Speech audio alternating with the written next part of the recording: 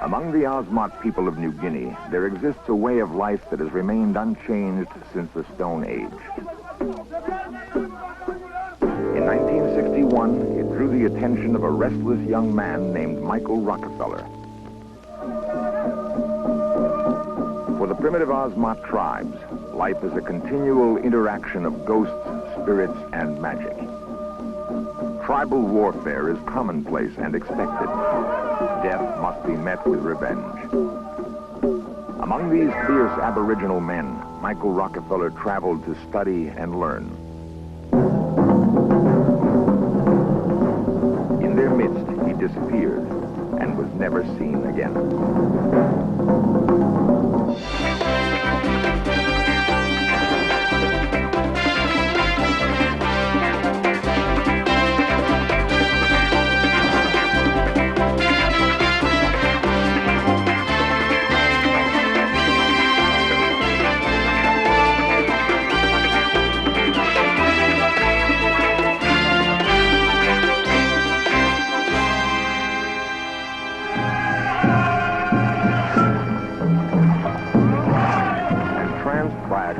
He had never before experienced, Michael Rockefeller passionately documented Asmat life.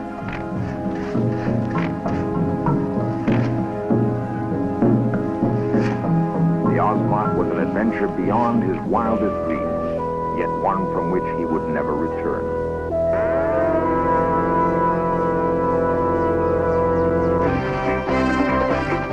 This series presents information based in part on theory and conjecture. The producer's purpose is to suggest some possible explanation, but not necessarily the only one, to the mysteries we will examine.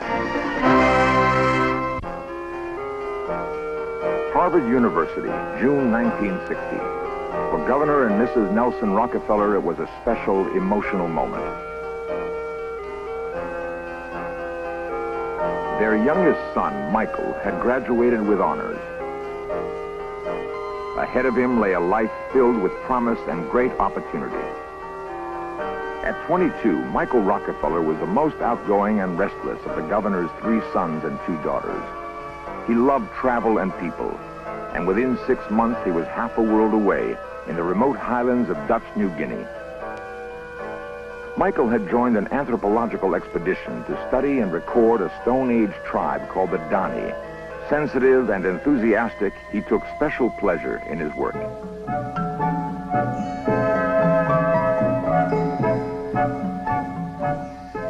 For 6 months, Michael served as the expedition's soundman and still photographer. When his work was over, he was drawn to another part of New Guinea, to a people called the Asmat.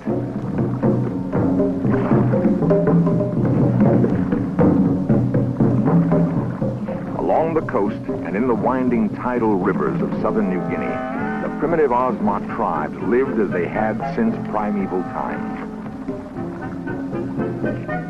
Michael Rockefeller traveled throughout the region, fascinated by the Asmat culture and way of life. In his journal, Rockefeller wrote, "The Asmat is equal to my wildest dreams. It is a land of great winding rivers, jungle, and mud. Literally nothing else. The people have lived for centuries on little besides the pulp of the sago palm and fish. Some remote areas are still headhunting."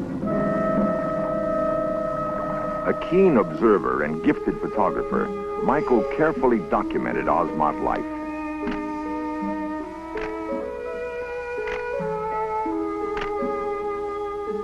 In the Asmat people, Michael sensed the nobility that he admired and compassionately recorded.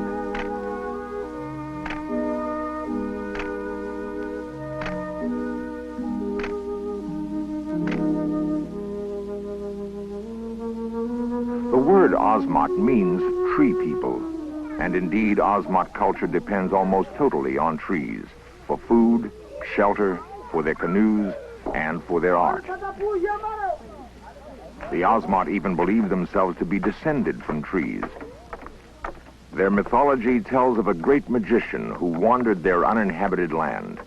Out of loneliness, he carved human figures from mangrove wood. He beat softly on a drum and brought the figures to life. Thus, the Asmat came to be. The Asmat still believe that their spirits reside in trees.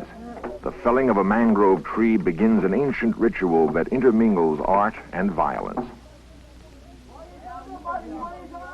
Before the cut mangrove trunk can enter the village, Asmat women pelt it with mud, exorcising any evil spirits that may still live inside. Once the mangrove is cleansed of demons, the intricate carving begins.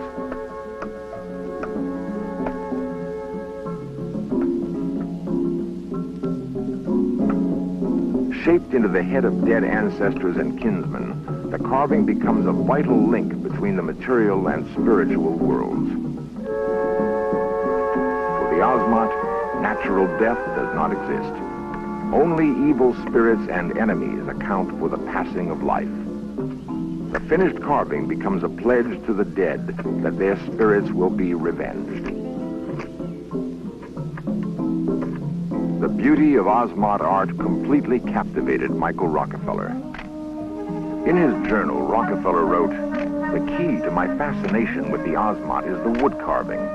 The sculpture which the people here produce is some of the most extraordinary work in the primitive world." Full of youthful enthusiasm, Michael Rockefeller began collecting Asmat art.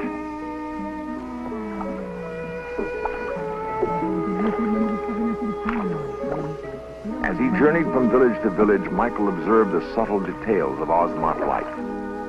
He wrote, "The rowers placed little effort behind their strokes, allowing the outflowing tide to carry the prows easily along."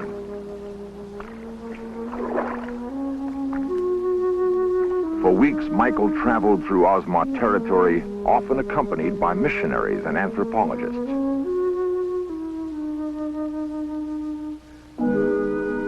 Gradually, he began to amass a wide collection of carvings. He dreamed of an exhibit that would pay tribute to the Asmat's amazing creativity. On November 18, 1961, Michael Rockefeller embarked on a native catamaran for a village up the coast. With him was Dutch anthropologist Rene Wassing and 2 native guides. The purpose of the trip was to pick up carvings for which Michael already had bartered. The makeshift catamaran was powered by only a single outboard motor. Michael had been warned of dangerous, unpredictable currents. At the mouth of the Islandan River, a massive tidal surge suddenly drowned the motor and capsized the boat.